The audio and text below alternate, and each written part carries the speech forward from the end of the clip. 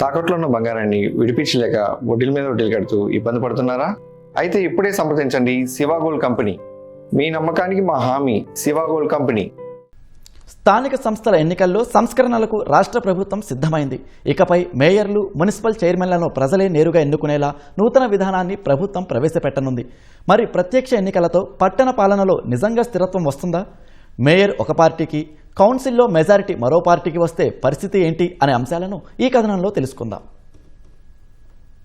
రాష్ట్రంలో పట్టణ పాలనలో కొత్త అధ్యాయం మొదలు కానుంది. ఇకపై ప్రజలే నేరుగా మేయర్లు, మున్సిపల్ చైర్మన్లను ఎన్నుకోనున్నారు. ఈ మేరకు మున్సిపల్ చట్ట సవరణకు శాసనసభ ఆమోదం తెలపడంతో రాబోయే పట్టణ స్థానిక సంస్థల ఎన్నికల్లో ప్రత్యక్ష ఎన్నికల విధానం అమల్లోకి రానుంది. ఇప్పటి వరకు పరోక్ష ఎన్నికల విధానమే అమల్లో ఉండేది. కార్పొరేటర్లు, కౌన్సిలర్లు తమలో ఒకరిని మేయర్ లేదా చైర్మన్ గా ఎన్నుకునేవారు. అయితే ఎన్నికల తర్వాత కౌన్సిల్లో రాజకీయ సమీకరణాలు మారితే దాని ప్రభావం మేయర్, చైర్మన్ పదవులపై పడేది. నెల్లూరు, కడపలో 5 ఏళ్లలోనే 3 మేయర్లు మారిన దాఖలాలు ఉన్నాయి. విశాఖ, గుంటూరులోనూ 2 చొప్పున మేయర్లు పనిచేశారు. ఈ పరిస్థితికి ప్రత్యక్ష ఎన్నికల విధానం చెక్ పెడుతుందని ప్రభుత్వం భావిస్తోంది. ప్రజలు నేరుగా ఎన్నుకున్న మేయర్, చైర్మన్ కు కౌన్సిల్లో సంఖ్యాబలం మారినా పదవికి ఇబ్బంది ఉండదనే ఉద్దేశంతో ఈ విధానాన్ని తీసుకొచ్చారు. రాజకీయ సమీకరణాలు మారినా ప్రజల తీర్పుతో ఎన్నికైన నాయకత్వం 5 ఏళ్ల పాటు ఆటంకాలు లేకుండా కొనసాగనుంది.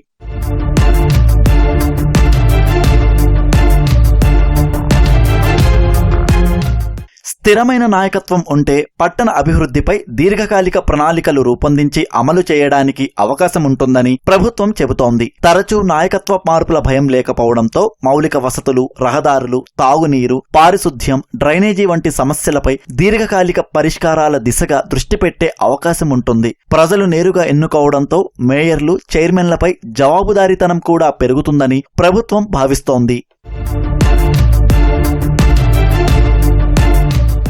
రాష్ట్రంలో మొత్తం 123 పట్టణ స్థానిక సంస్థలకు ఎన్నికలు జరగాల్సి ఉంది. వీటిలో 17 నగరపాలక సంస్థలు, 88 పురపాలక సంఘాలు, 18 నగర పంచాయతీలు ఉన్నాయి. రాబోయే ఎన్నికల్లో అన్ని చోట్ల ప్రత్యక్షంగా మేయర్, చైర్మన్ ఎన్నికల విధానం అమలు కానుంది.